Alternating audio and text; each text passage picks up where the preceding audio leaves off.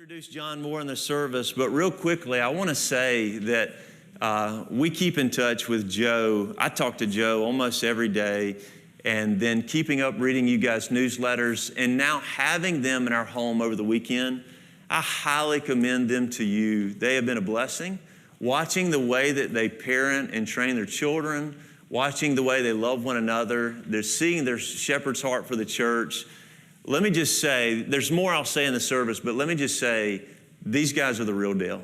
And I love them, and I trust them. And I am just overwhelmed and honored that we could be a part of what they're doing. So, John, would you come and share with us? Yes, sir. Can y'all hear me? Yeah. Well, thank you so much, Brandon. And thank you, everyone, for having us. First time I meet y'all. First time I meet Brandon. Well, I met him. No, it's not first time. He's been to Peru, of course, and I met him there.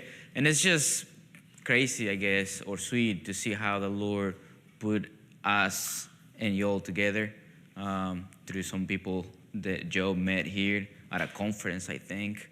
And I can't remember who was. But anyways, it has been very sweet for us to get to know Brandon, to hear from him every time we have something that we haven't figured out. Brandon is the guy that Joe runs to. I have other friends, so we hear all these people, you know, and we talk about what other people are thinking, and that is a good thing for us to hear counseling from brothers such as Brandon. So we want to thank y'all for having us. Yesterday we spent a good time with some of y'all at the park. It was a sweet time of community, fellowship. So I was very blessed. As you can hear, well, it's very hard to notice, but I have an accent. That's because I'm from Peru. I was born and raised there, and I moved to the United States in 2011. But in 2013, the Lord saved me through Joe's sharing the gospel with me. We met in Peru. My sister was getting married, so I was living in Arizona at the time. I flew to Peru. Joe went to my sister's wedding because she knew somebody who was friends with my sister because she served in Peru in my hometown for like 2 years. So she met my sister. They became good friends. She returned to the States, and my sister wanted to get married, so she invited this girl, and she invited Joe and a group of guys, and they came to my sister's wedding, and I came to my sister's wedding as well.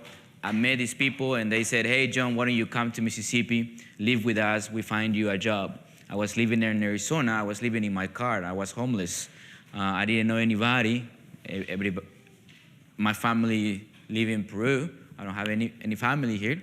So I said, yeah, that sounds good to me, because I don't have anybody in Arizona. So I drove all the way to Mississippi.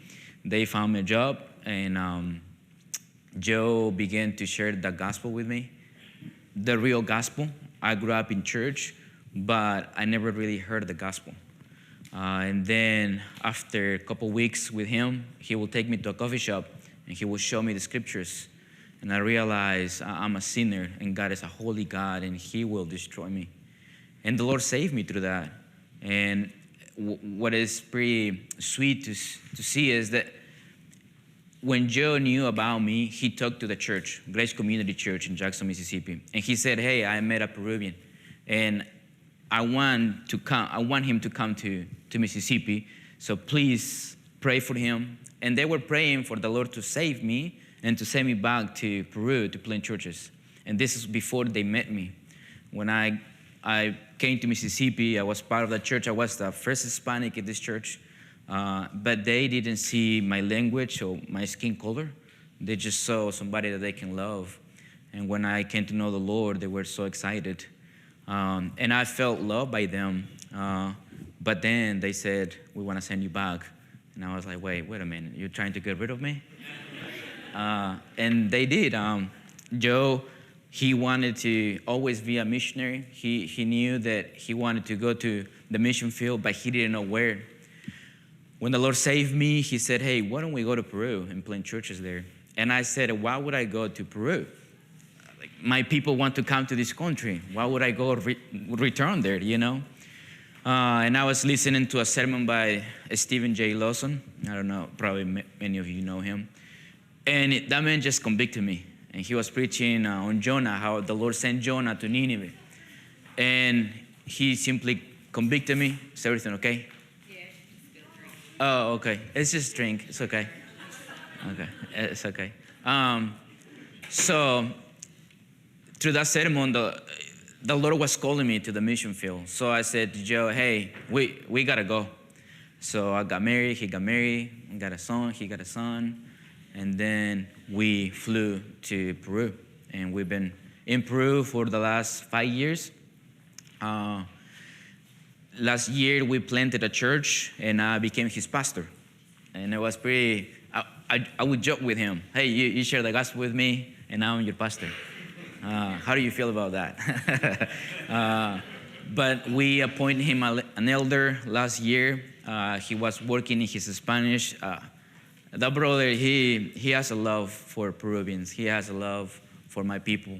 And I love him. I love Joe. And I've seen how he has grown in his language skills. For a whole year, he wasn't an elder because of that. He felt like he wasn't ready.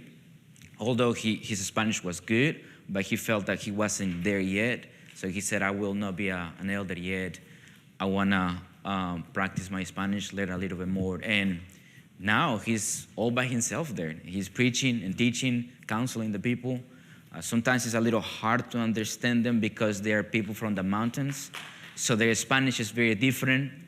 The city where we live, half of the population speak Quechua and the other half speak Aymaran. So those two are dialects of, from Peru. So their Spanish is different than mine. I understand them, but they don't speak Spanish very well because they have another language. It's just like me, right? Like you hear me and maybe I'm not pronouncing some words very well. And it's just like them. It's just like that with them. So it's a little hard for John to understand them sometimes. And when I'm there, he will say, hey, John, can you translate what he just said? But because I'm not there, he's going to have to work it out. He's going to have to say, hey, can you repeat that? Say it slowly so I can understand. So the Lord has been so gracious to him, and he's able to preach and teach to the church down there. We will be there probably a couple more years until the Lord calls some men to the ministry and they can pastor the church. And then we will go to another city and redo everything again. That's what we want to do. We want to plant churches. So that's the work that we're intending to do. Thank you all for keeping up with us. There's so much that I can say. But I think you all already know what we're doing. And like I said, I'm very grateful to be here and get to see you all, and you'll see my face. My wife is Rachel. My two children, Isabella and Judah. He's 5 and she's 3. And the Lord, there he is. The Lord has blessed us with those 2 kiddos. And being a parent is sanctifying, isn't it? It's very good. So that's us. I don't know if you want me to share something else. Jhon, will you give an overview of the last year in the life of the church and just where the church is, some of the things that y'all are doing right now on Sunday through the week, and So when Brandon came to visit us, we were working in another city. So we live in Puno, but we were working in Juliaca, which is a city about 45 to an hour minutes away from where we are. And we met a group of guys that wanted to plant a church.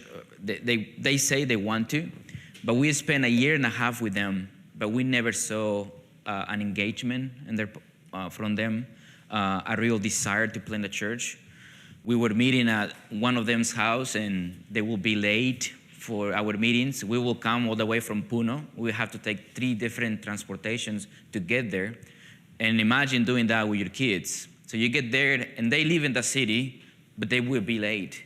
And some of them live in the house, and they will be late because, I don't know, they slept too late, I don't know. But sometimes a guy will come down from upstairs in their PJs, in his PJs. And it's like we have church service. What are you doing? So we never saw a desire. And I got tired. And I said to them, look, like, I'm not wasting my time with you. And we're doing this or we're not. And for a year and a half, we didn't see any changes, nothing. So I said, hey, I'm not coming anymore. I'm not wasting my time. I came to plant churches, and if you don't want to do that, I'm going to stay in Puno. And if you want a local church, you come to us. From the whole group, only one to this day has been coming, and he's now our deacon. His name is Ray. Pray for him. King, that's his name. King David, that's his actual name. Ray David, King David. So King David is with us. He's a member in our church. And he has been faithful, and he's a deacon now. And the church elected him. The church said, we want Ray to be our deacon because he cares for the church. So we said we won't go to Juliaca anymore. And when we stayed in Puno, the Lord just opened doors. People began to hear about us. They wanted to meet with us. People that came to the Reform doctrines, to the doctrines of grace. And there is not a Reformed church in Puno. So they heard about us. And actually, I have a member there. His name is Charlemagne, Charlemagne. And he came to the house because he wanted to meet us. His sister was coming to our Bible study, and every time she will come, we will give her books to read. And then when she will return home, the brother, Carlomagno, will see the books, and he's like, the authors of Reform, I don't think that's a Reformed church. Or, well, it was a Bible study at the time. So she keeps coming to our Bible study, and she brings more books to the house, and he realizes, okay, these are Reformed authors. I want to know about this church. So his sister asked me if he could meet with me. So he came to the house, and we began to talk, and he's so excited. And he said, for 3 years, I've been praying for the Lord to plant a Reformed church here. And he's a member now. He left his church with his sister and joined ours because when he came to the Reformed conviction, every time he will hear his pastor preach, he will have to say to his sister and his mom, sister, what he is saying is wrong. Don't believe that. His mom passed away 2 years ago, and him and his sister are now members in our church. And we have stories like that. People just leaving their churches because they realize that they are not in line with their church's doctrine. And with a couple months, we had 9 people, including the missionaries, and they said, all of us, hey, let's plant a church. Let's have a church. Let's give ourselves a name, and let's begin a church. And it just happened within a couple months. And that was the Lord's doing. The Lord shut a door in Juliaca, and he opened another one right in the town where we live.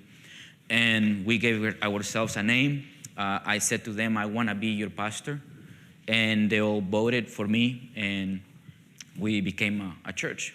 We meet on Sunday mornings and Sunday afternoons, and on Wednesdays we have our prayer meeting, Wednesday evenings. Sunday mornings we are preaching Joe is going through the First John, through the book of First John, and in the afternoons we are teaching systematic theology. So that's what we are doing right now. At the beginning, it was a little hard to get to know these people because, like I said, they are from the mountains, and people from the mountains, they are very shy. They don't talk to each other. You could have all of them in one room, and they will not speak to each other. So you have to push them to do it. So we were thinking, how can we help them to love each other and to open their mouths and to speak to each other? So we said, why don't we have Sunday evening game nights? Sunday game evenings? How will you say that? Okay, you understand me. So we will come in the evenings and we'll play games and like Missionary. So you are forced to speak. You are forced to talk to each other. And it was just sweet. They realized, man, like I don't have to be shy. Like I need to speak. So that dynamic has changed in our church. We actually have fellowship with them now. They talk to each other, they care for each other. When we came to visit here, constantly receiving text messages from them, from the members asking, how can I pray for you? So that's a very sweet thing to see, that they care for each other and they care for their pastor. They call me pastor. They don't call me by my name, they call me pastor. They speak to me in a very respectful way, even people my age. So in Spanish, and I tell you this, it's kind of funny to me. So in Spanish, you have words that you would only use for somebody that is older than you. Kind of like here, yes sir, yes ma'am. But there are many words that you would only use it with people that is older than you. But people my age and older than me use that type of language with me because they see me as the pastor. He's the pastor, so we will approach him in a different way. So it's kind of weird to me because it's just different for me because they are from a different culture than mine. Although we are Peruvians, I'm from the coast, and they're from the mountains. So I will have somebody older than me approach me if I'm older than him, which is a little funny for me. But that is it's sweet to see that because they have respect for you. You know, they care for you. That's my pastor, and that's how I am known, the pastor. So that's how the church is going there. We have now 27 members. We started with 9 members a year ago, and the Lord continued to add people to the local church, and now we are 27. So we are very grateful for that. Jhon, one more thing. Could you give a quick update on your heart? Yeah, so I have a blood condition. As some of you know, or maybe all of you know, Puno is at 12,500 feet in elevation. We are here at 300, I think. We're at sea level. Oh no, it's like around there, 300. So we are 12,500. So I have hemoglobins. When I get to the altitude like that, my hemoglobins rise up, and that's not good for you. This year I began to have a pain in my heart, just like it just feels funny. I don't know how to describe that. Like a couple times, and I just ignore it. Like I don't know what it is, and just feel a pain right here. I guess it's a pain. I just don't know how to describe the specific pain, and I just ignore it. And then here when we were in Mississippi 3 weeks ago, a month ago, I think, I was driving on the way to church, and then when I was driving, I felt a pain in my heart, and then my left arm went numb. I feel like tingling over here, and I was feeling a little bit dizzy. So I was driving, and my kids are in the car, my wife are in the car. So I got nervous because I thought I'm going to wreck the car. So I drove as fast as I can to the church, and we were close. So I got there, and I was very nervous. And a brother took me to the hospital, to the heart hospital, and they did a bunch of stuff in me. So I have a meeting tomorrow. That's why we are leaving this afternoon, right after service, because I have a meeting tomorrow morning with the cardiologist, and he will be able to tell me what's going on. I had a CT scan done to my heart, and a friend of ours who's a member in our church, he looked at them and he said that it looks fine. So he doesn't know where this pain is coming from. Maybe it's not from the heart or somewhere else. I don't know. He said just wait for the cardiologist to give you more answers. And he said that on all my blood work done, everything looks fine, but my iron was a little high, he said. So I asked him if it's okay for me to go back to the altitude, and he said, I wouldn't give you a yes or a no. We'll have to wait for the cardiologist. So tomorrow I'll hear from the cardiologist, and we'll see what happens. But I must confess, I thought I was gonna die. And I remember just telling the elder from our sending church, just saying bye to my wife. telling her that I love her, I love my kids, because I thought I was gonna die. But here I am by God's grace. One day I'll die, right? So it's okay. We will go to our home, and this is just, we're pilgrims, right? We are not staying here forever, and we are going to the celestial city. So that's what our hearts long for, right? So it's okay if I die. But that's an update on my health. We have just a minute or two, so we probably have time for maybe a couple questions. If you could just consider this a very informal setting, and maybe you have a question about Jhon and his family or their team, the church, doctrine, practice, or maybe a question about the state of Peru, the culture of Peru. So if you have a question, children, if you would like to ask something, ask your parents if that's okay first.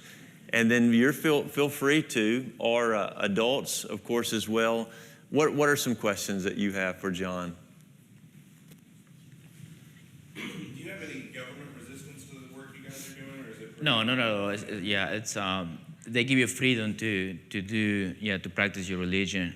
But the new president has a communism leanings, so we're right. So we don't know what's going to happen in next year. There are some people in Congress that want to pass laws like gay marriage, abortion, and all that kind of junk. So we don't know how things are going to go in this year or even next year. But as now, everything is fine. Like we can practice our. Yeah. There's been quite a bit of turmoil in the government, though, hasn't there? Yeah, man, yes. It's been crazy. And COVID, it has messed up the country big time. Like we couldn't meet, but we didn't really care, and we still meet in person, and we didn't even wear masks. We just didn't care about it. And the brothers and the sisters said, yeah, we don't care about it, let's meet. And we were the only church open during COVID. But we will do it in my house, because if you have the doors open, police can come and arrest you. So we'll just do it in my house, and people will come, and that's how we had new members. They will hear about us, say, I want to meet in person. So they will come, and boom, new members had it. And I think things are still crazy about the mask. Like you will see people outside wearing the mask. People probably telling you, hey, where's your mask? You cannot get into banks without the 3 shots. And some markets won't allow you to go in unless you show them your Vax card. And it's just dumb, but that's how things are right now there in Peru. What's another question for Jhon? Anything else on your mind? Brandon, didn't you mention that their church was trying to provide work or something for all the new members and coming in? Yes. Yeah. Talk about that, Jhon. So Joe, he wants to help the church. He has a good heart. Bless him. And bless his heart. And he has a lot of ideas, And he came out with this awesome idea to sell sandwiches in the street with, like pork. What do you call pulled pork? And sell them. But I think he haven't sold many. So that plan is going down the drain. And that was the big project that he had. But correct me if I'm wrong, I think his heart was to try to provide work for people in the church. Yes, that was the idea. That. But most people is like, I don't want to go sell sandwiches in the street, But Joe, was like, we're going to make a business out of this. And I understand his love and his desire to help the church, but it just didn't work. Sorry to disappoint you. One more question? Anybody else? What's a Sunday morning look like at your church? You want me to tell you the order of what we do? Okay, so we meet at 10 in the morning, and some people, we have a list of different members that will come earlier to clean and, to put everything in order, because during the week, that place is used by a kindergarten. So they have to, accommodate the chairs and clean everything. And then we just have a call to worship. We practice the Lord's Supper every Sunday. I understand that y'all don't do it, and that's wrong, y'all. No, I'm just kidding. I'm just kidding. It's fine. It's fine. The Bible doesn't give us a prescription for it, right? So we do practice it every Sunday. We sing hymns. We have a brother that joined 2 or 3 months ago, and he is a piano teacher. So he said, hey, I could help with worship. And that has been a huge blessing, because for a whole year, it was just a cappella, and it was terrible. It was terrible.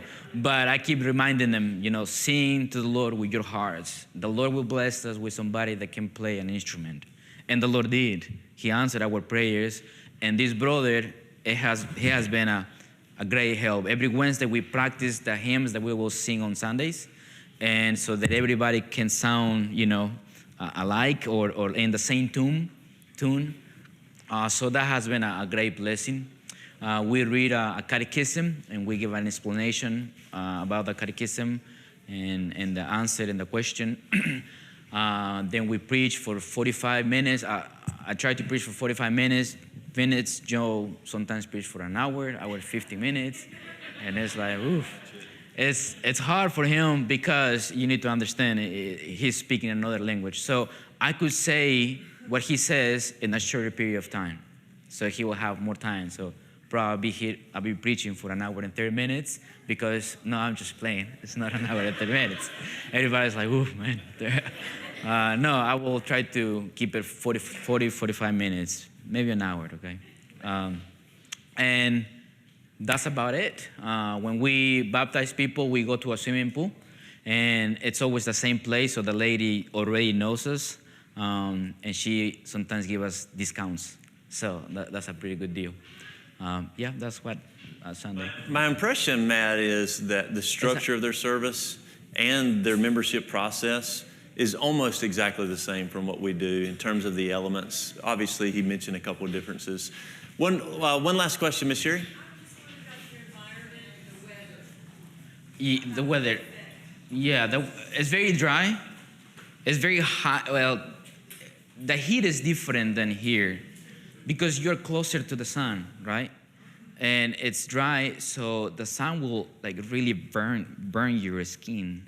But it's also cold. It's a mix of both. So if you're in the shade, it's very cold, because the wind that picks up from the lake, we have a lake, Titicaca Lake, is very cold, and you will be so very cold. So you want to get it, on the sun, but then it's burning your skin, and it's you gotta be in between, like this.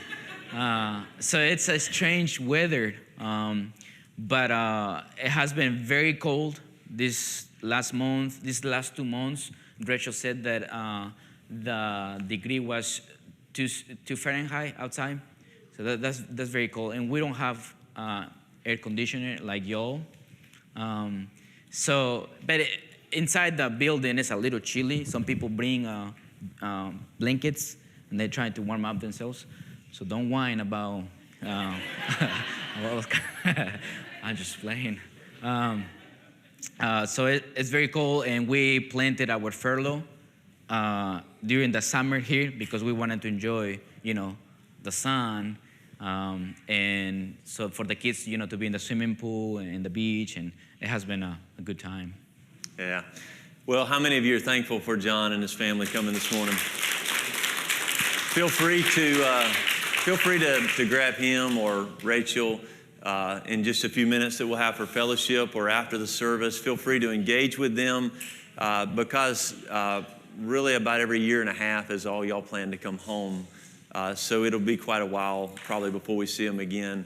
And then I want to really encourage the children. If you have questions about Peru or missionaries, this is your opportunity to go and talk to his kids and ask them questions. Go enjoy some fellowship. I think there's still some breakfast items left, and then we'll start our service at 10 o'clock.